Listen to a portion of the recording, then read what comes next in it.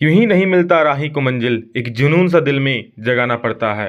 यूं ही नहीं मिलता राही को मंजिल, एक जुनून सा दिल में जगाना पड़ता है। पूछा चिड़िया से कैसे बनाया आसियाना, बोली चिड़िया भरनी पड़ती उड़ान बार बार, तिनका तिनका उठाना पड़ता है। नमस्कार दोस्तों, स्वागत आप सभी का आपका अपने चैनल बेसिक नॉलेज में। जी हाँ दोस्तों, छोटे छोटे चीज को करिए, कुछ कुछ क्वेश्चन याद कीजिए, कुछ कुछ क्वेश्चन याद कीजिए। इस प्रकार से आप लोगों का फाइनली तैयारी पूरा हो जाएगा। एक एक वीडियो दे रहा हूं आप लोगों को, वीडियो वीडियो के उसके उस अनुसार आपका धीरे धीरे तैयारी हाई हो रहा है। ठीक है, इस प्रकार एक ही बार में सब कुछ नहीं सीख जाएगा, बस धीरे धीरे करके। अभी जितना वक्त बचा उसमें आप लोग मेहनत कीजिए, अभी बहुत कुछ सीखिएगा और एग्जाम में पर स्वागत बिल्कुल फोड़ देना है। दोस्तों देखिए क्या सवाल यहाँ पर, हम लोग आज सब्जेक्टिव सवालों का महातांडव करने वाले हैं। चलिए, कितना मिनट का वीडियो हमको नहीं पता, आधा घंटा, 20 मिनट, 40 मिनट, हमको नहीं पता क्योंकि सवाल बहुत सारे हैं। दोस्तों सवाल में खासियत क्या पता है, आज आप लोगों का हिस्ट्री का भी है, ठीक है, उसके बाद भूगोल का भी है, उसके बाद राजनीति शास्त्र का भी है, उसके बाद अर्थशास्त्र का भी। सभी प्रकार के सवाल इक्वल अमाउंट में है, मतलब समान मात्रा में है। तो चलिए देखते हैं क्या क्या सवाल है। और दोस्तों बहुत इंपॉर्टेंट क्वेश्चंस आप सभी के लिए, आपको पता है कि 2019 हर एक जगह पे, हर एक स्कूल में, हर एक कोई बोल रहा है 2019 पेपर को सॉल्व करो, तो आप सभी के सामने दोस्तों 2019 का पूरा पेपर उठाकर लाके रख दिए हैं। एक भी क्वेश्चन मिस करना मत करना। और मेरा गारंटी है दोस्तों, आज का इस वीडियो से आप लोग एग्जाम में 100% सवाल बनेंगे ही बनेंगे। तो वीडियो को पूरा देखना, अगर पता है तो स्पीड करके देख लेना, 2x करके देख लो, लेकिन एक एक क्वेश्चन को देखो जरूर, एक को भी मिस मत करना, ठीक है। और बताना आपको कितने सवाल का जवाब आता था, कितनों का नहीं आता था, और खुद में कॉन्फिडेंस बढ़ाओ यार। मौका आ चुका है बिल्कुल, अब थोड़ा मारो तैयारी अच्छे से, एकदम सब एग्जाम में जाकर सीधा फोड़ना है। चलो देखते हैं सवाल क्या क्या है। तो सबसे पहला सवाल है दोस्तों कि नेपोलियन बोनापार्ट कौन था। दोस्तों मैंने ये चीज आप लोगों को पढ़ाया भी है कि नेपोलियन बोनापार्ट कौन था। नेपोलियन बोनापार्ट दोस्तों फ्रांस का एक महान शासक था, जिसने अपने कार्यों से पूरे यूरोप को प्रभावित कर दिया था। उसने कई युद्धों में फ्रांसीसी सेना को जीत दिलाई और अपार लोकप्रियता हासिल की। भले ही वो राजतंत्र का शासक था, पर उन्होंने जनता के लिए अनेक काज किए। एक उन्होंने होगा, ठीक है, दो नहीं होगा। तो उन्होंने जनता के लिए, भले वो राजतंत्र था, ठीक है, राजतंत्र था, लेकिन जनता के लिए बहुत सारे काम किए थे और लोगों के बीच एक हीरो बनकर उभरे थे। ये चीज मैं पहले भी अच्छे से एक्सपीरियंस किया था। तो बस यही चीज है, क्या वो फ्रांस का सम्राट था, महान सम्राट था, जिसने अपने कार्यों से पूरे यूरोप को प्रभावित किया। मतलब बहुत अच्छे अच्छे कार्य करते थे दोस्त, पूरा यूरोप उससे प्रभावित हो गया था, समझ रहे हो, अपार लोकप्रियता हासिल की कार्य करके। खाद्य उपलब्धता पर तकनीक के प्रभाव को दर्शाने के लिए इतिहास से दो उदाहरण दीजिए। बहुत खाद्य उपलब्धता पर मतलब जो खाना वाना था ना, उस पर जो टेक्निकल का प्रभाव था, तकनीक का जो था प्रभाव, उसको दो उदाहरण देना। तो देखो क्या क्या है, क्या चीज है, देख लो पहले दो उदाहरण निम्नलिखित है। क्या क्या, सबसे पहले तो क्या है, यातायात और परिवहन साधनों में काफी सुधार किया गया। तेज चलने वाली रेलगाड़ियां बनाई गई और बोगियों का भार को पहले से भी कम किया गया, जिससे किसी भी उत्पाद को खेतों से दूर दूर के बाजारों में कम लागत पर आसानी से पहुंचा जा सके। मतलब क्या बोल रहा है, देखिए खाद्य उपलब्धता मतलब खाने की चीज को एक जगह से दूसरी जगह पहुंचाने में जो आप लोग का तकनीक का प्रभाव दिखाया। तो क्या हुआ, बुलेट ट्रेन, अभी तो बुलेट ट्रेन आया, मतलब पहले क्या रेलवे शुरू किया, ट्रेन शुरू किया। तो ट्रेन में क्या होता था, सीधा खेत से डायरेक्ट उठ करके सीधा गोदाम में पहुंच जाते थे सामान, ठीक है। मतलब ज्यादा चीज का तामझाम नहीं करना पड़ता, सीधा खेतों में बनाया, जाकर नजदीक स्टेशन रख दिया, सीधा पहुंच गया गोदाम। तो इस प्रकार से एक तकनीक तो ये हो गया कि परिवहन की सुविधा अच्छी की गई, ठीक है। नेक्स्ट, 1870 के दशक तक अमेरिका से यूरोप को मांस का निर्यात नहीं किया था, ठीक है। अमेरिका से यूरोप मीट का जो निर्यात है दोस्तों नहीं किया जाता था, क्योंकि उस वक्त तक मांस यानी मीट का निर्यात करने के लिए उचित तकनीक नहीं था। क्यों, क्योंकि मीट का मान लो अमेरिका से यूरोप जाएगा तो उस वक्त जहाज से जाता था, मतलब बरसों नहीं, महीनों लग जाते थे, 1 महीना 2 महीना लग जाता था। तो 1 महीना 2 महीना तो मीट कटा हुआ नहीं रहेगा, खराब हो जाएगा, ठीक है। अब बोलोगे सर पूरा पूरी हम बकरा ही लेके चल जाएंगे। अरे बकरा लेके चलो, उतना खिलाओ कहाँ से, 1 महीना खुद खाने का लाले पड़ जाएंगे, तुम बकरा को खिलाओगे, खुद ही रास्ते में काट कर बकरा को आप खा जाओगे। तो इस तरह का चीज था, ठीक है। तो उचित तकनीक नहीं था। अब क्या हुआ, नई तकनीक के आने पर यह स्थिति बदल गई। क्या हुआ, पानी के जहाजों में रेफ्रिजरेशन की तकनीक स्थापित कर देगी। मतलब जहाज में अब फ्रीज वाला चीज हो गया, ठीक है। मतलब और आराम से मीट को रख दो, कोई खराब नहीं हो, जिससे जल्दी खराब होने वाली चीजें भी लंबी यात्रा पर ले जाया जा सकता था, समझ गए। नेक्स्ट क्वेश्चन, ब्रिटेन की महिला कामगारों ने स्पिनिंग जेनी मशीन पर हमले क्यों किए, व्याख्या कीजिए। तो आपको कई बार बताया कि स्पिनिंग जेनी मशीन ने ऊन कताई की प्रक्रिया तेज कर दी थी। मतलब ऊन कताई की जो प्रक्रिया दोस्तों स्पीड कर दिया था। पहले जो आदमी हाथ से ऊन काटता था वो धीरे धीरे होता था, लेकिन जैसे ही मशीन आया पूरा फटाफट से ऊन काटने लगा, ठीक है, ऊन मतलब कताई तेज होने लगी। और यह मशीन महिलाओं से ज्यादा तेज काम करता था और एक साथ कई उनके धागों की कताई हो जाती थी, जिसके कारण इस मशीन के आने से उन्हें अपना रोजगार छिन जाने का भय सता रहा था। आप सोचो कि आप काम करो फैक्ट्री में, कोई एक मशीन आ गया जो आपसे तेज काम कर रहा था, आपको डर लगेगा कि हाँ मशीन आ गया तो हमको काम से निकाल देगा। तो इस वजह से दोस्तों वहाँ की महिलाओं में भी डर बैठ गया था और उन लोगों ने इसलिए स्पिनिंग मशीन पर हमले किए। मतलब उनका विरोध कर रहा था। हमले मतलब ये नहीं कि चलो स्पिनिंग मशीन से लड़ गए, तुम भाई तुम मशीन क्यों आया हमारे यहाँ, हमको काम करना नहीं, उनका विरोध करने लगा। इसलिए ब्रिटेन की महिला कामगारों ने स्पिनिंग मशीन पर हमले किए। 18वीं सदी के मध्य, देखिए क्वेश्चन इस प्रकार से रह सकता है, या तो रहेगा 18वीं सदी के मध्य, या फिर रहेगा कि 19वीं शताब्दी के लंदन शहर की आबादी के निरंतर बढ़ने की किन्हीं 4 कारणों को बताए। तो देखो 19वीं शताब्दी में लंदन शहर की आबादी के निरंतर बढ़ने के 4 कारण निम्नलिखित है, क्या क्या ही नहीं है होगा, ठीक है, क्या क्या है होगा। युद्ध से संबंधित सामग्री भी दिन रात तैयार होने लगी थी, ठीक है, क्या लंदन में आबादी क्यों बढ़ रही थी, क्योंकि युद्ध से संबंधित सामग्री दिन रात तैयार हो रही थी, तो लंदन के फैक्ट्री में लोग काम करने आने लगे थे। 18वीं व 19वीं शताब्दी के मध्य लंदन अंतर्राष्ट्रीय व्यापार व वाणिज्य का केंद्र बन गया था, जिसने व्यापारियों और अन्य लोगों को अपनी ओर खींचा। और 18वीं से दोस्तों 19वीं सदी तक आते आते क्या लंदन बिल्कुल अंतर्राष्ट्रीय व्यापार वाला मार्केट बन गया था, मतलब विदेशों से सामान आकर लंदन में बेचा जा रहा था। इसलिए दोस्तों वहाँ लोगों की भीड़ लगे, व्यापारी आने लगे वहाँ पर। उसके बाद लोग काम की तलाश में लंदन आने लगे, चूंकि वहाँ फैक्ट्री अच्छी चल रही थी, भीड़ भाड़ वाला इलाका था, लोग काम के तलाश में लंदन आने लगे। इन लोगों को आसानी से रोजगार भी मिल जाता था वहाँ पर, तो लोग वहीं आकर बसने लगे। लंदन क्लर्कों, दुकानदारों, छोटे पेशेवरों, निपुण कारीगरों का शहर बन गया। अब दोस्तों वहाँ पर भीड़ होने लगी, हर तरह के बड़े बड़े दुनिया के हर एक देश आकर वहाँ व्यापार करने लगे, सभी को रोजगार मिलने लगा, तो यहाँ पर सभी प्रकार के लोग वहाँ पाए जाने लगे, ठीक है। इस प्रकार 19वीं सदी में लंदन की आबादी तेज गति से बढ़ने लगी थी, समझ गए हैं दोस्तों। और अगला सवाल है, राजनीतिक नेता पृथक चुनाव के क्षेत्र के सवाल पर क्यों बटे हुए थे, मतलब अलग अलग चुनाव क्षेत्र, जैसे होता है ना कि मेरा ये चुनाव क्षेत्र है, तुम्हारा ये चुनाव क्षेत्र है, तो इस प्रकार से बोला अलग अलग चुनाव क्षेत्र पर क्यों बटे हुए थे। देखो क्या है, राजनीतिक नेता पृथक चुनाव के क्षेत्र सवाल पर बटे हुए थे, निम्नलिखित कारण है, क्या क्या कारण, देखो बहुत सारे दलित नेता अपने समुदाय की समस्याओं का अलग राजनीतिक हल ढूंढना चाहते, बहुत सारे जो दलित नेता थे दोस्तों, जैसे बाबा साहेब भीमराव अम्बेडकर ही हो गया, ठीक है, वही चाहते थे कि जो दलित लोग हैं उनका अलग ढंग से राजनीतिक हल मिले, इसीलिए पृथक चुनाव का समर्थन कर रहे थे। दलितों की मांग का नेतृत्व डॉक्टर भीमराव अम्बेडकर कर रहे थे। डॉक्टर भीमराव अम्बेडकर का मानना था कि दलितों का सामाजिक पिछड़ापन केवल राजनीतिक सशक्तिकरण से ही दूर हो सकता है। मतलब बाबा साहब डॉक्टर भीमराव अम्बेडकर यही मान रहे थे कि जो दलित पिछड़ा है, इतना गरीब है, ठीक है, इतना पीछे है, इतना शिक्षित नहीं है, तो इनका एकमात्र दूर कैसे होगा, तो राजनीतिक सशक्तिकरण से ही हो सकता है कि हाँ चलो दलित वाले कोई लोग नेता बनेंगे, फिर वो दलितों के बारे में सोचेंगे, उनके शिक्षा के बारे में सोचेंगे। तो वही अम्बेडकर वही कह रहे थे, वही सोच रहे थे कि आप लोग का जब ये सशक्तिकरण होगा, राजनीति में जाएंगे दलित लोग, तो फिर दलितों का दुखी दिन, मतलब वो दिन दूर होगा जिसमें वो लोग पिछड़ापन रहेगा।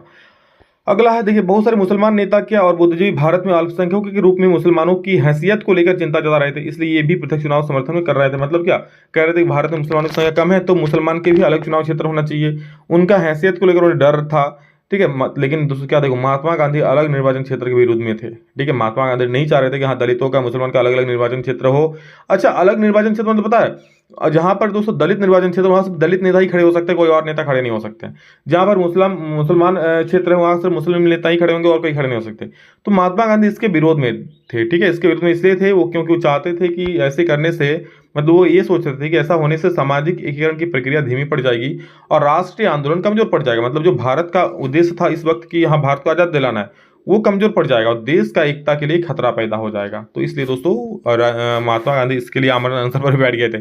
फिर बहुत कष्ट करके जो अम्बेडकर जी उनको मनाए कि नहीं बापू जी चलो भाई आप ऐसा मत करो। फिर उस पर एक संधि बना था, वो संधि के बाद मतलब दोनों मान गए थे।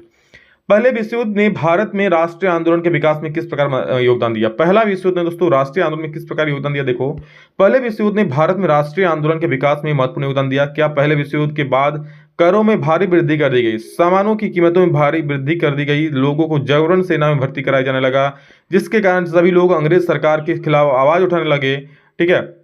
और उन्होंने विभिन्न राष्ट्रीय आंदोलन में बढ़ चढ़ कर हिस्सा लेने। हुआ क्या कि जब पहला विश्व युद्ध चला, ठीक है, तो राष्ट्रीय आंदोलन के विकास में महत्वपूर्ण योगदान दिया।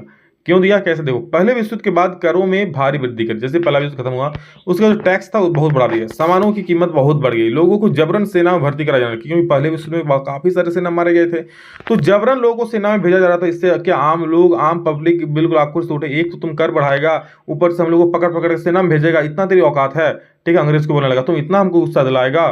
तो फिर सभी लोग जागरूक हो गए और अंग्रेजों का एकदम अब जान जाए तो जान से अंग्रेज को भगा कर रहेंगे यहाँ से, इस प्रकार जाएंगे। अब सोचो, एक तो तुम उस पर कर लाद रहे हो, ठीक, ऊपर से टैक्स लाद रहे हो, सामानों में का दामों में वृद्धि कर दे रहे हो। अब सोचो अभी ऐसा हालत अभी हो जाए कि आप कहीं भी खरीदने जाओ, कुछ भी सामान होगा बहुत हाई दाम मिले, ठीक है। एक पैकेट बिस्कुट खरीदो 10 रुपया, वही उसी का दाम अभी 150 रुपया कर दिया जाए, ठीक है। आप मीट खाने का मन रहा है, 1 किलो मीट 600 मिल रहा है, मान लो 1 किलो मीट 6,000 में मिल जाएगा, मिलेगा, ठीक है। कहीं भी आप हर एक चीज़ का टैक्स देना पड़ेगा। आप गाड़ी चलाओगे उसके जहाँ भी मान लो 100 रुपया टैक्स लगता है, उसके बाद 10,000 टैक्स देना पड़ेगा।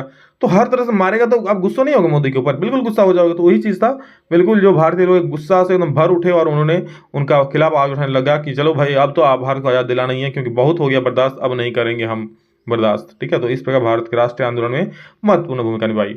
मार्टिन लूथर जैसे मुद्रण के पक्ष में था और उसे कैसे मुद्रण के पक्ष में था और उसने इसकी खुलेआम प्रशंसा की। तो देखो, धर्म सुधारक मार्टिन लूथर, मार्टिन लूथर कौन था? धर्म सुधारक था। ये ऑब्जेक्टिव में आ सकता है, याद रख लो। रोमन कैथोलिक चर्च की कुरीतियों की आलोचना की थी। और कौन कैथोलिक चर्च की कुरीतियों की आलोचना की थी? तो रोमन कैथोलिक चर्च की कुरीतियों की आलोचना की थी। मार्टिन लूथर ने रोमन कैथोलिक चर्च की जो आलोचना की थी वह प्रिंट के जरिए ही जनमानस के बड़े हिस्से तक पहुंच पाई।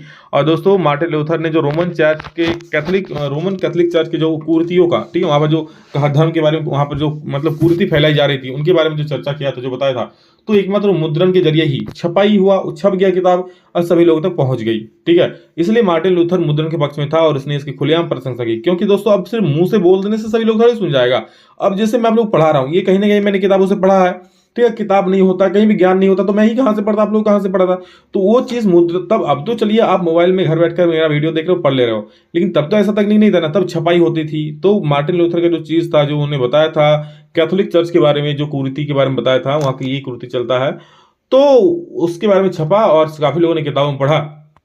तो मार्टिन लूथर किंग को लगा कि वाह, ये तो बहुत अच्छा चीज़ है, तो उन्होंने इसकी खुलेआम प्रशंसा की, ठीक है। और इसकी एक छपी प्रति विटेनबर्ग के गिरजाघर के दरवाजे पर टांगी गई।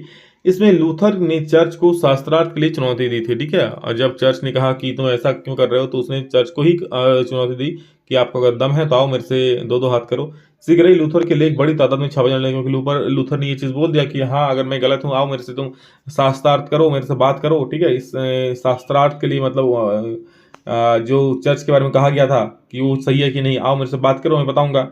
तो बड़े तादाद में लोग इसको देखने लगे और इसके नतीजे में चर्च में विभाजन हो गया। कुछ हफ्तों में लूथर के अनुवाद की 5,000 प्रतियां बिक गई और 3 महीने के अंदर दूसरा संस्करण निकालना पड़ा, ठीक है। मतलब इतना लोग पढ़ रहे थे। अब चर्च रोमन कैथोलिक चर्च बहुत बड़ा चर्च था दोस्तों, बहुत नामी चर्च था। और उसका कुरीति, जो हाँ चर्च में ऐसा चीज़ होता है, ऐसा लोगों को मतलब ऐसा कुरीति मतलब कुछ भी अलग चीज़ होता होगा, ठीक है। कुरीति मतलब जो उसका धर्म था, धर्म के खिलाफ था, तो वो चीज़ कराया जा रहा था। तो उसकी फिर सभी लोग पढ़ने लगे। 3 महीने के अंदर दूसरा संस्करण निकालना पड़ा। लूथर ने कहा कि मुद्रण ईश्वर की दी हुई महानतम देन है।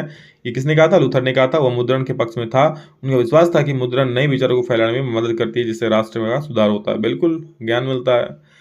औपनिवेशिक भारत में उपन्यास किस तरह उपनिवेशकारों और राष्ट्रवादियों दोनों के लिए लाभदायक था? औपनिवेशिक भारत मतलब जब भारत में ब्रिटेन का राज था, ब्रिटिश का राज था, उस दौर को कहते हैं औपनिवेशिक शासन। मतलब किसी और का जब भारत में शासन था, और उसमें उपन्यास किस तरह उपनिवेशकारों और राष्ट्रवादियों दोनों के लिए लाभदायक। उपनिवेशकारों मतलब जो भारत में आकर राज कर रहे थे, ब्रिटिश लोग, उसको लोग उपनिवेशकार बोल रहे हैं। और जो भारतीय लोग थे वो लोग को राष्ट्रवादी बोल रहे हैं। तो क्या लाभ निकाला? तो देखो, सबसे पहले उपनिवेशकारों के लिए क्या लाभ हुआ देख लो। औपनिवेशिक सरकार को उपन्यासों में देशी जीवन में रीति रिवाज से जुड़ी जानकारी का बहुमूल्य स्रोत नजर आया।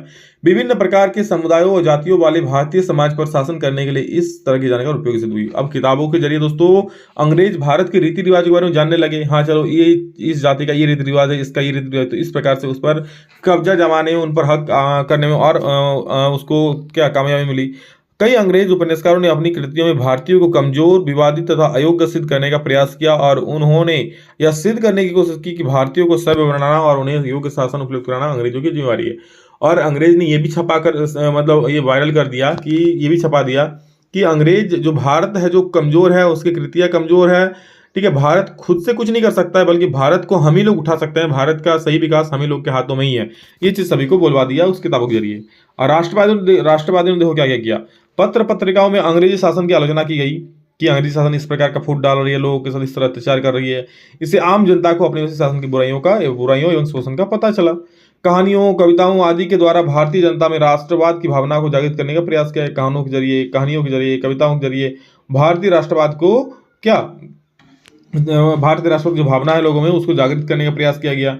राष्ट्रवादी अखबारों ने क्रांतिकारी विचारों को जनता के बीच फैलाया। राष्ट्रवादी अखबार जो थे वो क्रांतिकारी जो विचार थे, क्रांतिकारी सब क्या सोच रहे थे, वो लोगों तक पहुंचाया।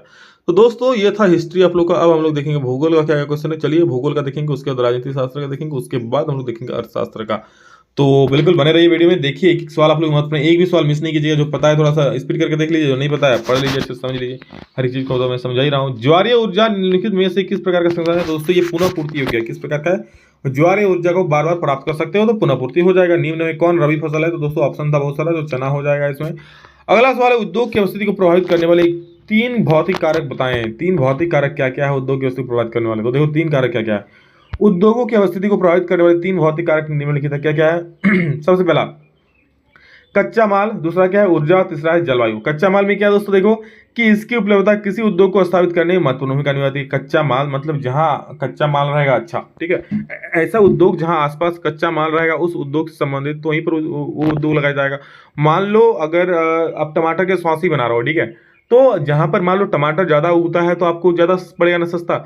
अब मान लो कहीं और टमाटर उगता है, कहीं और आप सॉस का फैक्ट्री लगा रहे हो, तो एक तो परिवहन का खर्चा बढ़ जाएगा, ठीक है, लेकिन सामने लगाओ तो ज्यादा परिवहन का खर्चा नहीं होगा।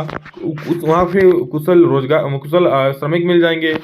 नेक्स्ट क्या है? ऊर्जा। ऊर्जा की नियमित आपूर्ति उद्योग के लिए बहुत आवश्यक है। ऊर्जा की नियमित आपूर्ति मतलब जहां आप फैक्ट्री लगा रहे हो वहां पर लाइट, बिजली, ये सारी सुविधा होनी चाहिए। अब मान लो आप ऐसे अंधेरा में फैक्ट्री लगा दी जहां पर लाइन कनेक्शन नहीं है, तो फैक्ट्री को धो के खाओगे क्या वहां पर?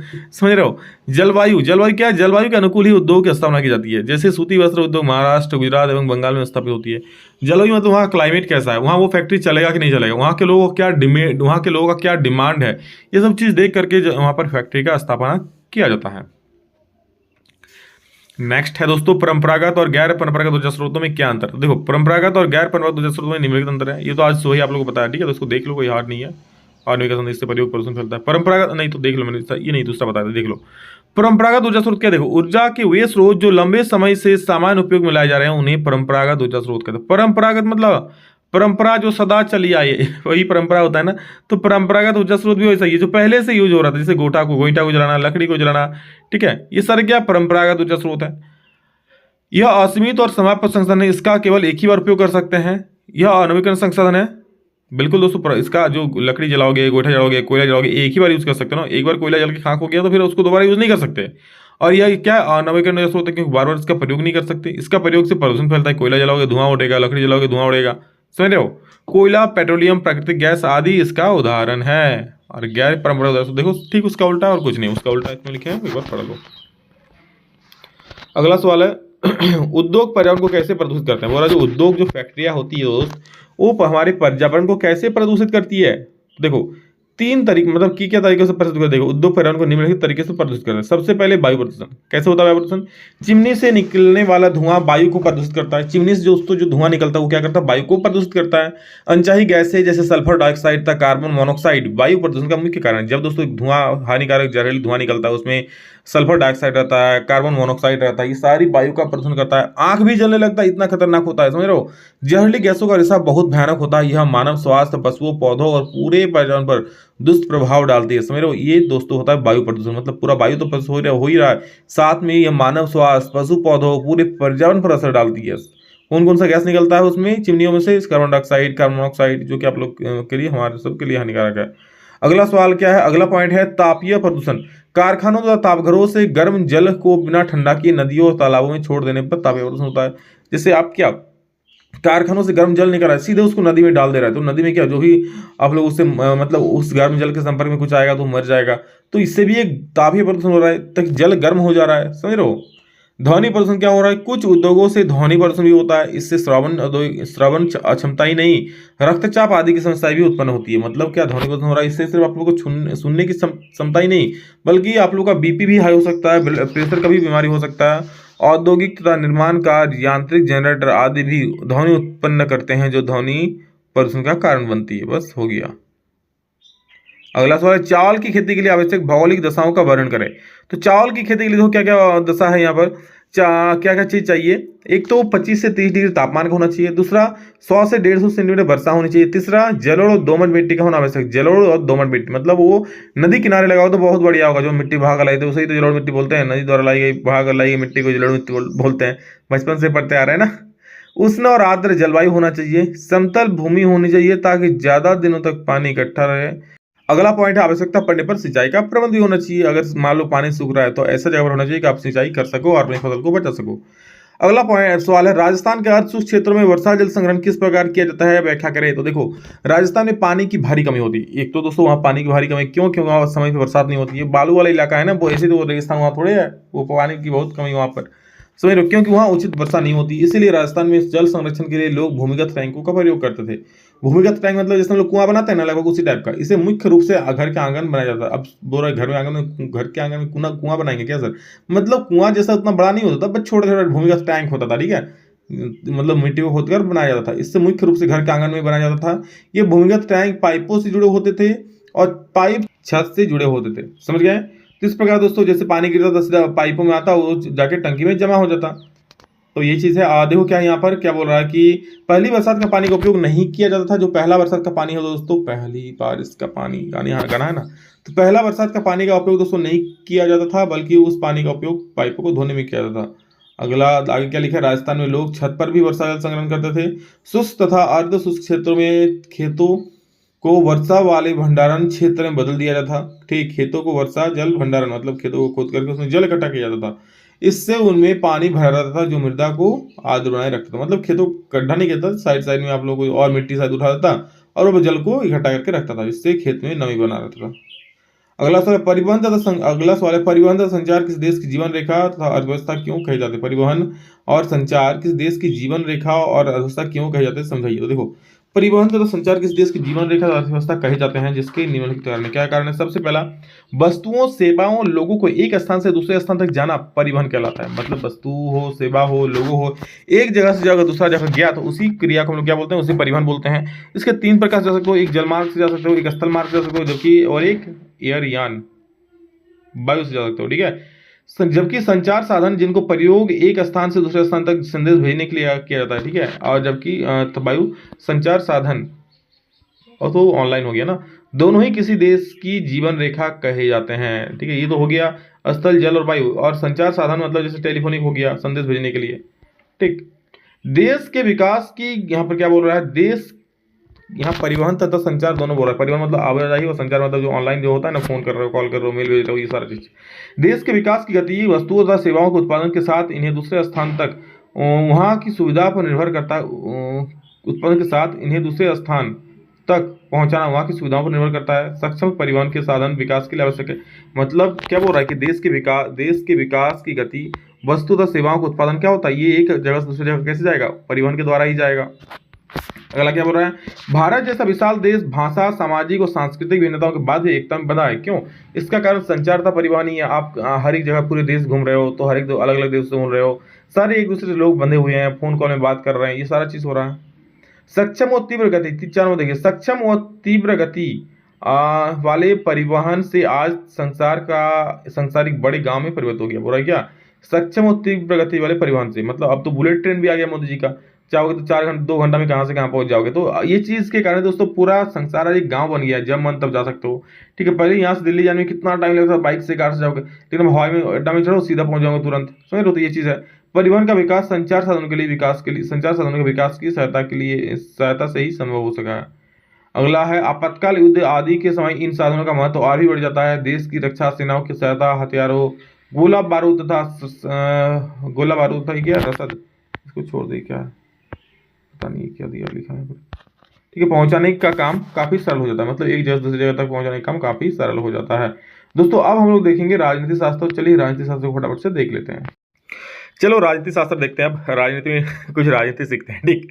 देखिए, धार्मिक आधार पर सांप्रदायिकता का दूसरा रूप क्या है, तो राजनीति गोलबंदी, ठीक है। सब बिंदी कहाँ से आ गया। सांप्रदायिकता डैश राजनीति में अनेक रूप धारण कर सकता है। यहाँ पर डैश था, ठीक है, डैश के जगह पे क्या हुआ, सांप्रदायिकता हो जाएगा। डैश मतलब डैश राजनीति में अनेक रूप धारण कर सकता है, कौन, तो सांप्रदायिकता। याद रखना, 2 चीज ऑब्जेक्टिव में था, मतलब ऐसे था। नेक्स्ट देखो, अब सवाल क्या है, सामाजिक अंतर कब और कैसे सामाजिक विभाजन का रूप ले लेते हैं। तो मैं कह रहा हूँ ना कि इस वीडियो को पूरा देखिएगा, क्योंकि इसमें से सवाल आप लोग बोर्ड एग्जाम बनेंगे ही बनेंगे, मैं अभी गारंटी कर रहा हूँ। देखने एग्जाम में इससे सवाल जरूर रहेंगे। क्या है, भारत एक सामाजिक विविधताओं से परिपूर्ण देश है। यहाँ विभिन्न जाति, धर्म तथा समुदाय के लोग। अब देखो, सवाल समझ लोगे ना तो इससे संबंधित दूसरा सवाल भी आएगा तो भी आप उसको बना दोगे, इसलिए मैं कह रहा हूँ ना समझ लो, ठीक है, ताकि दूसरा सवाल भी है तो सीधा छक्का मार दो, इक्का दोका चौका नहीं, ज्यादा जक्का।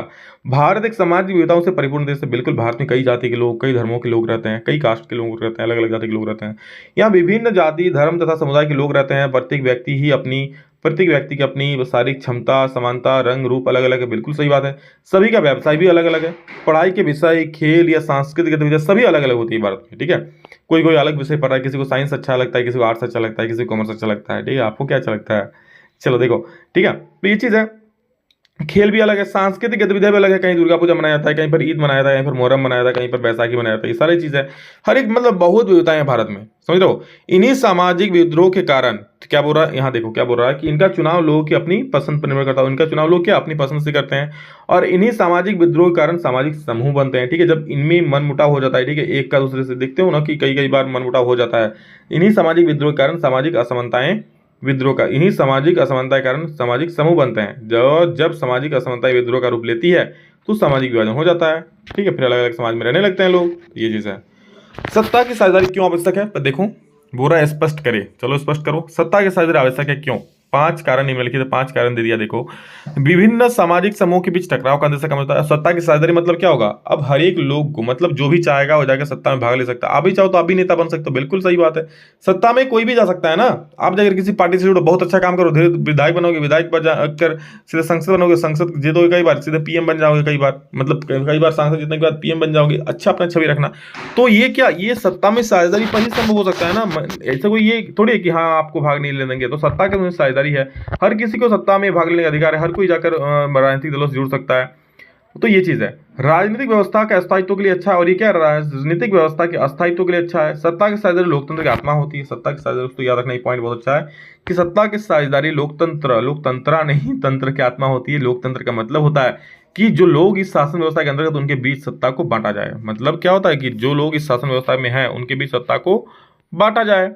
एक को हम क्या बोलते हैं, युक्तिपरक कारक बोलते हैं, जो लाभकारी परिणाम जो होता है। दूसरा दोस्तों नैतिक कारण होता है, जो नैतिक तर्क सदा सत्ता के बंटवारे के अंतर्भूत महत्व को बताता है, ठीक है। तो दो है, एक होता है युक्तिपरक, एक होता है नैतिक कारक। तो टोटल 5 दोस्तों कारण हो गया, जिस कारण से आप लोगों को पता है कि सत्ता की साझेदारी होनी चाहिए। सत्ता की साझेदारी युक्तिपरक कारण भी है, जिसमें लाभकारी परिणाम जो होता है, और सत्ता की साझेदारी में नैतिक कारण भी है, जो अंतर्भूत बंटवारे के बाद क्या महत्व होगा ये भी बताता है। भारत की संघीय व्यवस्था में बेल्जियम से मिलती जुलती एक विशेषता और उससे अलग एक विशेषता को बताएं। तो भारत की संघीय व्यवस्था में समान विशेषता क्या, देखो भारत और बेल्जियम दोनों में मिलती जुलती विशेषता यह है कि दोनों लोकतांत्रिक देश है। क्या है? दोनों लोकतांत्रिक देश है, ठीक है। दोनों देशों में केंद्र सरकार राज्य सरकार से ज्यादा ताकतवर है। दोनों में त्रिस्तरीय सरकार है। क्या बोल रहा है? समान विशेषता क्या है कि भारत और बेल्जियम दोनों ही लोकतांत्रिक देश है, दोनों में त्रिस्तरीय सरकार है। भारत में भी है त्रिस्तरीय सरकार, केंद्र सरकार है, राज्य सरकार है, स्थानीय सरकार है, ठीक है। दोनों में त्रिस्तरीय सरकार का अर्थ क्या होता है कि भारत, जैसे भारत में है ना केंद्र सरकार है, उसके बाद राज्य सरकार है, फिर स्थानीय सरकार में लोग मुखिया, वार्ड पार्षद, जिला परिषद हो जाता है, उस प्रकार से। और ऐसा ही दोस्तों बेल्जियम में भी है, बट अलग अलग क्या है देखो, अलग ये है कि भारत संघ में कुछ राज्यों को विशेष दर्जा प्राप्त है। जैसे आपका जम्मू कश्मीर था पहले, ठीक है, जो था अलग अलग। अंडमान निकोबार द्वीप समूह जो है भारत में, ठीक है, मतलब अंडमान निकोबार द्वीप समूह छोड़ो, जैसे जम्मू कश्मीर का अपना कानून है, परंतु बेल्जियम में सभी राज्यों के अधिकार समान हैं। वहाँ स्पेशल किसी को राइट्स नहीं दिया गया है भारत जैसा, ठीक है। बेल्जियम की तरह भारत में विभिन्न संघ स्वयं आकर किसी राज्य या केंद्र से जुड़े नहीं है। और बेल्जियम की तरह दोस्तों भारत में विभिन्न संघ स्वयं आकर क्या राज्य या केंद्र से नहीं जुड़े हैं। भारत में क्या स्पेशल कुछ राज्यों को स्पेशल ऑफर्स दिए गए हैं, ठीक, क्या बोलते हैं जिसको केंद्र शासित बोलते हैं, लेकिन बेल्जियम में वो चीज़ नहीं है, ठीक। अगला देखो क्या बोल रहा है कि दबाव समूह और राजनीतिक दलों के आपसी संबंध का स्वरूप कैसा होता है। दबाव समूह और राजनीतिक दल का संबंध कैसा होता है, चलो देखते हैं। दबाव समूह और राजनीतिक दलों के दलों के उद्देश्य भिन्न भिन्न होते हैं, बिल्कुल सही बात है। राजनीतिक दल राजनीतिक सत्ता चाहता है, बट दबाव समूह से अपना जो चीज़ है वो मनवाना चाहता है सरकार से। सामान्यतः दबाव समूह का कोई राजनीतिक उद्देश्य नहीं होता है, नहीं वो देश की सत्ता पर अधिकार जमाना चाहते। दबाव समूह ये नहीं चाहते कि हम चलो नेता बन गए, हमने जीत के नेता बनेंगे, मुख्यमंत्री बनेंगे, वो ये नहीं चाहता है। जबकि इसके विपरीत राजनीतिक दलों का मुख्य उद्देश्य यही होता है कि देश की सत्ता पर अधिकार जमाएं, ठीक है। वो लोग चुनाव लड़ता है राजनीतिक दल, लेकिन दबाव समूह तो चुनाव नहीं लड़ता है ना। दबाव समूह और राजनीतिक दलों के आपसी संबंध कई रूप धारण कर सकते हैं, जिनमें से कुछ निम्नलिखित है, ठीक है। क्या रूप धारण कर सकते? कई बार बड़े आंदोलन राजनीतिक आंदोलन का रूप धारण कर लेते हैं। कई बार जो बड़ा आंदोलन होता है ना वो राजनीतिक आंदोलन धारण कर लेता है। इससे राजनीति में उथल पुथल हो जाती है। आप लोग देखें ना कि अन्ना हजारे का वो आंदोलन जिससे निकल कर आए हम लोग के केजरीवाल जी और बन गया आम आदमी पार्टी। आंदोलन से ही नेता निकला ना। कई बार दबाव समूह और राजनीतिक दलों द्वारा ही, कई बार जो दबाव समूह होता है दोस्तों राजनीतिक दल के द्वारा ही बनाए जाते हैं। उनकी बागडोर राजनीतिक दलों के हाथों में होती है। ऐसी स्थिति में ये राजनीतिक दलों के ही विस्तार के रूप में नजर आते हैं। मतलब कई बार होता है ना कि मान लो सरकार ने कुछ ऐसा नियम ला दिया व्यापारियों के लिए, तो व्यापारियों के समूह को जाकर राजनीतिक दल बोला कि आप लोग विरोध क्यों नहीं करते हो, विरोध करो, मैं आपके पीछे सपोर्ट में खड़ा हूं। तो इस प्रकार जब वो जो होता है, ये तो राजनीतिक दल के द्वारा ही दबाव समूह बनाया गया, तो ये चीज बोल रहा है। राजनीतिक दलों को कई बार दबाव समूह से नेता प्राप्त होता है। और दोस्तों दबाव समूह से कई बार राजनीतिक दलों को नेता प्राप्त हो जाते हैं। सोचो मान लो आप दबाव समूह चला रहे हो, ठीक है, आपके व्यापारियों एक समूह है, ठीक, और आप बहुत अच्छा भाषण दे रहे हो, मतलब सरकार को एकदम गिड़गिड़ाना पड़ रहा है आपके सामने, आप ऐसे तर्कसंगत बात कर रहे हो, ठीक है, जैसे हुआ ना कई कई के नेता निकल गए हैं अभी झारखंड में ही, देख रहे हो ना, क्या नाम है अभी जो खतियान आंदोलन चला रहे हैं अभी, ठीक है, जयराम महतो, जयराम दा, तो वो क्या बहुत अच्छा भाषण देते हैं। तो एक प्रकार से चीज, ये तो अभी राजनीति, जयराम दा तो जयराम महतो तो राजनीति में आ रहे हैं, ठीक है, लेकिन दबाव समूह क्या होता है, कोई व्यापारियों का समूह है, ठीक है, वो सरकार का विरोध कर रहा है। अब उसी दबाव समूह में से कोई इतना अच्छा भाषण दे रहा है, सरकार को गिड़गिड़ाने पर मजबूर कर दे रहा है, सरकार को सोचने पे मजबूर कर दे रहा है, तो दूसरा राजनीतिक पार्टी उसके पास आएगा, बोलेगा भाई मैं आपके पैर में पड़ता हूँ, आ जाओ मेरी पार्टी में, इतना अच्छा वक्तव्य कहाँ से दे रहे हो, इतना अच्छा भाषण कहाँ से दे रहे हो, ठीक है, आओ गुरु हमारे मार्गदर्शन करो। तो ये चीज हो गया होता है, ठीक है। अगला है काफी विषयों में आंदोलन समूह द्वारा नए मुद्दे उठाए जाते हैं जिसको बाद में राजनीतिक दल अपना लेते हैं। कई बार होता है ना कि दबाव समूह कोई विषय उठाते हैं और बाद में राजनीतिक दल उसको सपोर्ट कर देते हैं, तो ये दोनों में अंतर रहता है। राजनीतिक दल के प्रमुख कार्य क्या क्या देख लो, पूछा है। तो राजनीतिक दल के प्रमुख कार्य निम्नलिखित है। क्या क्या है? राजनीतिक दल चुनाव लड़ता है। प्रत्येक राजनीतिक दल चुनाव में अपना उम्मीदवार उतारते हैं तथा सत्ता हासिल करने के उद्देश्य से जिताने का प्रयास करते हैं। बिल्कुल, राजनीतिक दल चुनाव लड़ता है, चुनाव में अपना उम्मीदवार उतारता है और उसे जिताने का प्रयास करता है। समझ गए एक नंबर। दूसरा नंबर बोल रहा है कि राजनीतिक दल अपनी नीति और कार्यक्रम तय करता है जिसके आधार पर चुनाव लड़ती है। तो वही कई बार बता चुका, नीति तय करता है किस नीति पर वो लड़ेगा, वो क्या क्या जनता को देगा, ठीक है, सारा चीज नीति तय करता है, कार्यक्रम तय करता है। सरकार और जनता के बीच मध्यस्थता की भूमिका निभाते है कौन? राजनीतिक दल। सरकार की बातों को जनता तक पहुंचाती, जनता की बातों को सरकार तक पहुंचाती है। सरकारी योजनाओं के बारे में जनता को जानकारी देती है और क्या करती है? सरकार का संचालन। वही राजनीतिक दल जिन्हें सत्ता प्राप्त होता है वही सरकार का संचालन करते हैं। मान लो कोई चुनाव में जीत गया तो सरकार का संचालन करेगा। विपक्ष की भूमिका, वे राजनीतिक दल जो चुनाव हार जाते हैं वो विपक्ष की भूमिका निभाते हैं और सरकार जो गलत नीति होता है, गलत कार्य होता है उसका विरोध करते हैं और उस पर नियंत्रण करते हैं।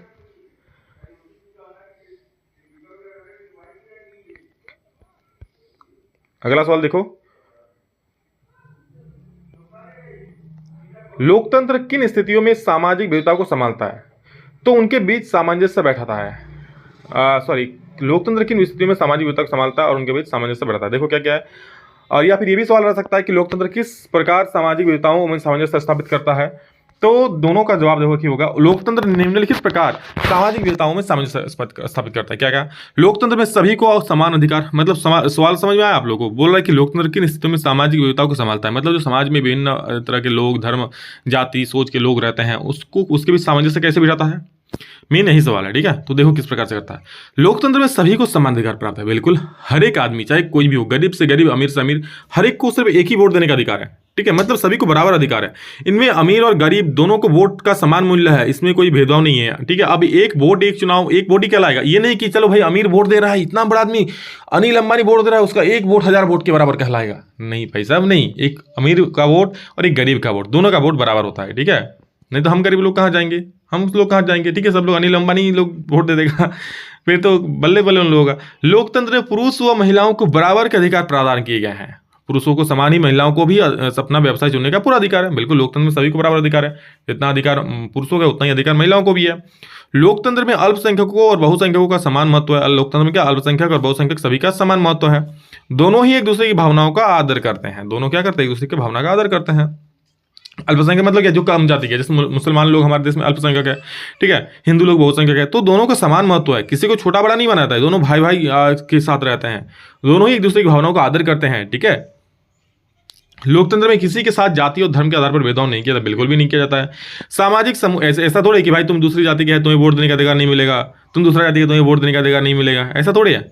सामाजिक समूह के टकरावों को पूरी तरह से समाप्त नहीं किया जा सकता, परंतु लोकतंत्र के माध्यम से सभी में सामंजस्य स्थापित किया जा सकता है। बोला कि सामाजिक समूह पूरी तरह से तो टकराव को समाप्त नहीं कर सकते हैं, फिर भी बीच बीच में देखते हो टकराव हो ही जाता है ना। लेकिन दोस्तों लोकतंत्र ऐसा माध्यम से जिसके माध्यम से सामंजस्य स्थापित करके आगे बढ़ते हैं हम लोग। दोस्तों पूरी दुनिया में भारत एक ऐसा अकेला देश है जहां पर इतनी सारी विविधताएं पाई जाती है, समझ रहे हो? तो भारत को चलाना कम बड़ी बात नहीं है। ठीक है, भारतीय लोकतंत्र की प्रमुख चुनौतियां को लेकर, लोकतंत्र में चुनौतियां क्या क्या देखो। सबसे पहला निरक्षरता, फिर गरीबी, फिर जातिवाद। क्या है निरक्षरता? ये दोस्तों निरक्षरता बड़ी चुनौती है। क्या?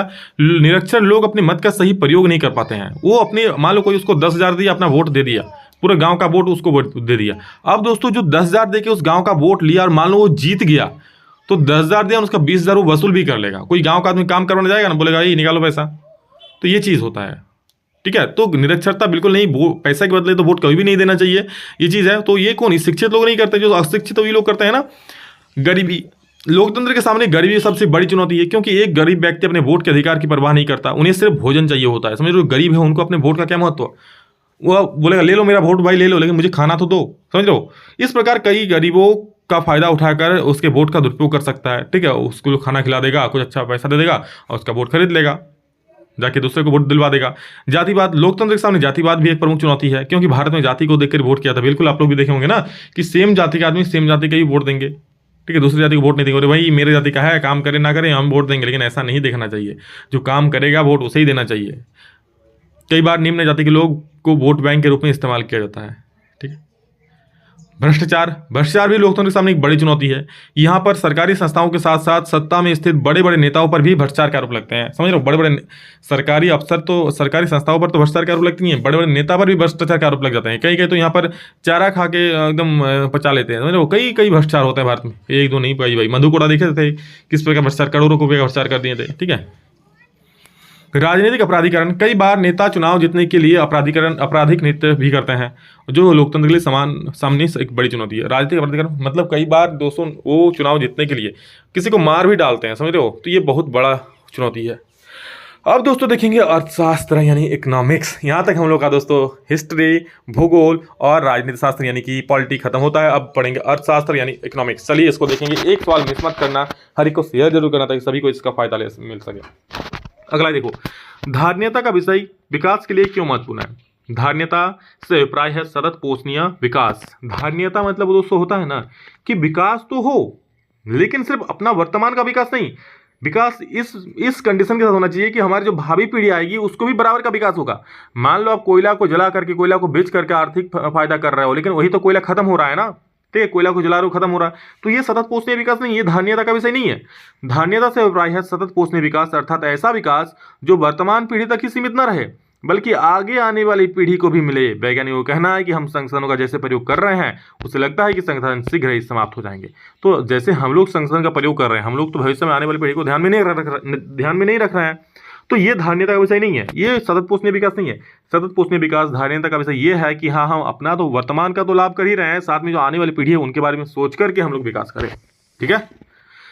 एक उदाहरण दीजिए जहां स्थितियों की तुलना के लिए औसत का प्रयोग किया जाता है। तो औसत कहाँ, देखो निम्नलिखित स्थितियों में औसत का प्रयोग किया था। मैंने 3 स्थिति दे दिया है। सबसे पहले कक्षा में विद्यार्थियों की योग्यता तुलना के लिए कि कौन कितना परसेंटेज लाए, वहाँ पर औसत निकालते हैं ना सबका। हाँ, 5 विषय में इतना परसेंट, तो एवरेज परसेंटेज कितना है। आप लोग भी सोच रहे हैं सर मेरा कम से 70% आ जाए, मेरा कम से 80% आ जाए, मेरा 90% आ जाए, मेरा 95% आ जाए, ठीक है। ये चीज़ आप लोग देख रहे हो। तो ये कि औसत ही है ना कि 5 सब्जेक्ट का एक औसत परसेंटेज आ रहा है। लोगों को अमीर और गरीब वर्ग में विभाजन के लिए, हाँ गरीब लोग कितने हैं पूरे भारत में, अमीर लोग कितने, ये भी एक औसत ही है। एक देश की औसत आय या प्रति व्यक्ति आय जानने के लिए, औसत आय कुल आमदनी को कुल आदमियों से भाग दे दोगे तो वो निकल जाएगा औसत आय, ये भी एक औसत ही है। तो इस प्रकार से यहाँ औसत का प्रयोग किया जाता है।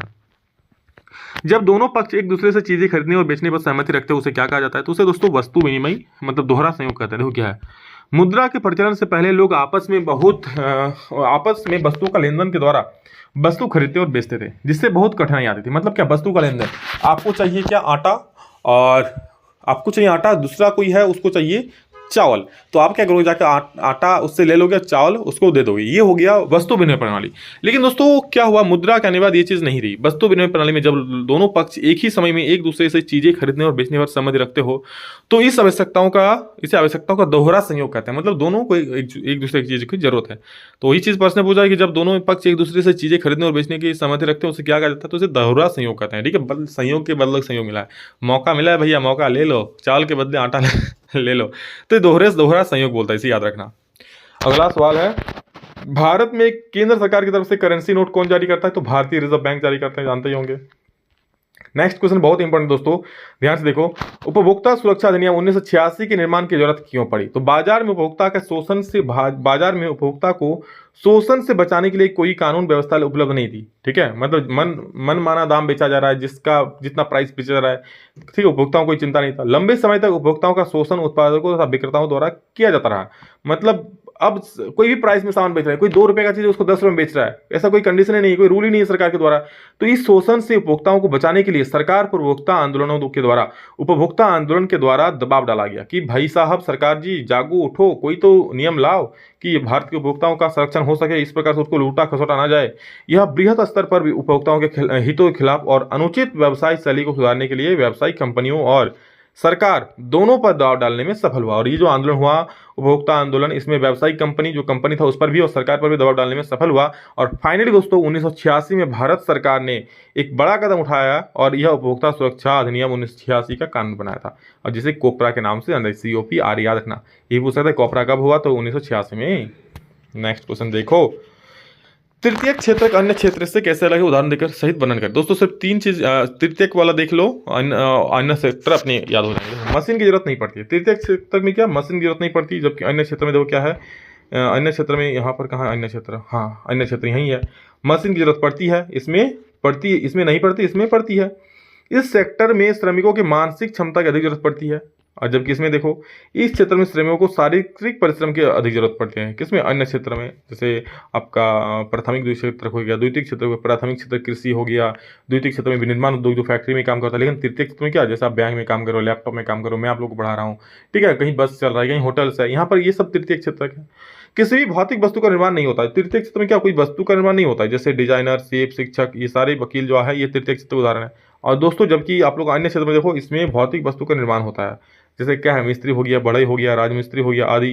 ठीक है, एक मिनट, हाँ ये सही है, ठीक। अब मिस्त्री, बढ़ई, राजमिस्त्री सारे काम करते हैं ना, तो इस चीज हो गया।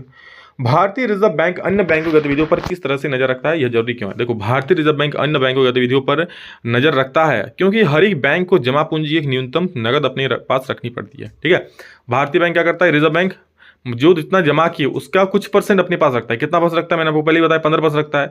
ठीक, क्योंकि न्यूनतम नगद अपने पास तो उसकी जरूरत पड़ेगा ही ना। मान लो कोई पैसा मांगने आ गया तो क्या देगा उसको। भारतीय रिजर्व बैंक नजर रखता है कि बैंक वास्तव में नगद शेष बनाए हुए है या नहीं।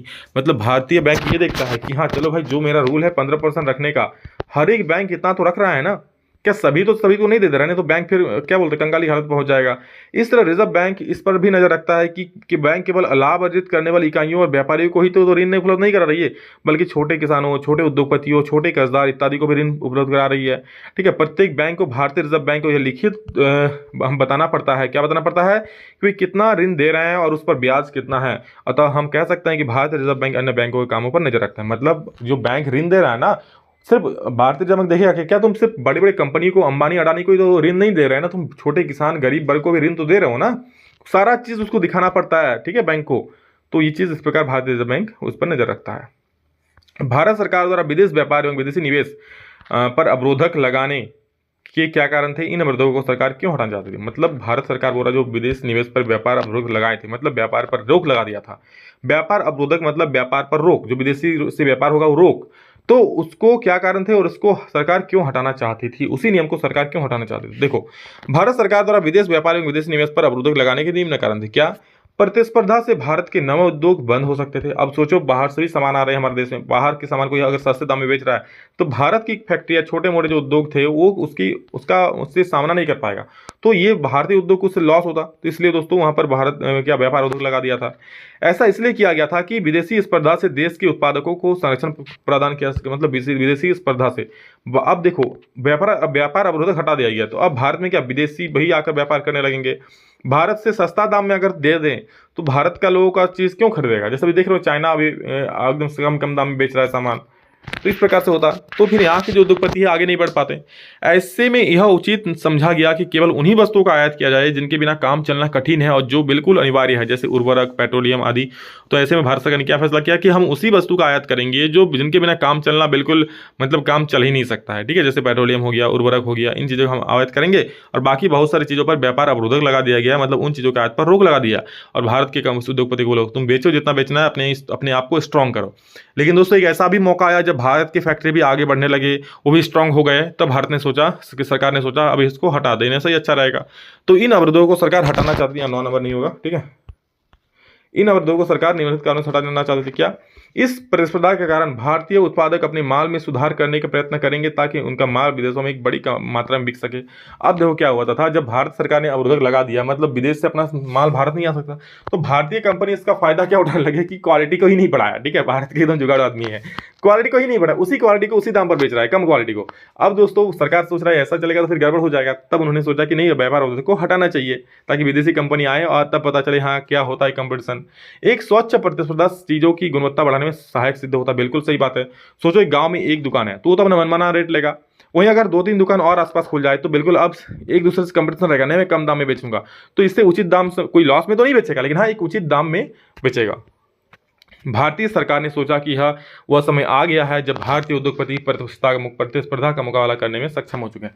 अब भारतीय उद्योगपति ने इस प्रकार से कई लाभ कमा लिए, तो सरकार ने सोचा चलिए फाइनली वो समय आ चुका है कि अब इस जो अवरोधक है इसको हटा देना चाहिए ताकि विदेश कंपनी को मौका मिले भारत में अगर फैक्ट्री काम करने का। और इस प्रकार भारत की जो फैक्ट्री वो भी अपना जो गुणवत्ता है सामानों को बढ़ाएंगे और इस प्रकार से देश का विकास होगा। तो इस प्रकार से दोस्तों आप लोगों का भी विकास होता है, सारा चीज़ हम बता दिए और सब्जेक्ट का महातन यहाँ पर समाप्त होता है। 2019 का पूरा सवाल आप लोगों को एक वीडियो में बता दिए दोस्तों, मेहनत लगाए बनाने में, तो प्लीज़ लाइक कर देना, सभी को शेयर जरूर कर देना, ठीक है। चलो दोस्तों मेरी सारी शुभकामनाएं सभी के साथ है, पढ़ लो यार, मौका है, बाकी सब तो धोखा है। चलो love you all, thank you, love you, इतना ही, फिर नेक्स्ट वीडियो में जल्द मिलेंगे। तो जय हिंद, वंदे मातरम।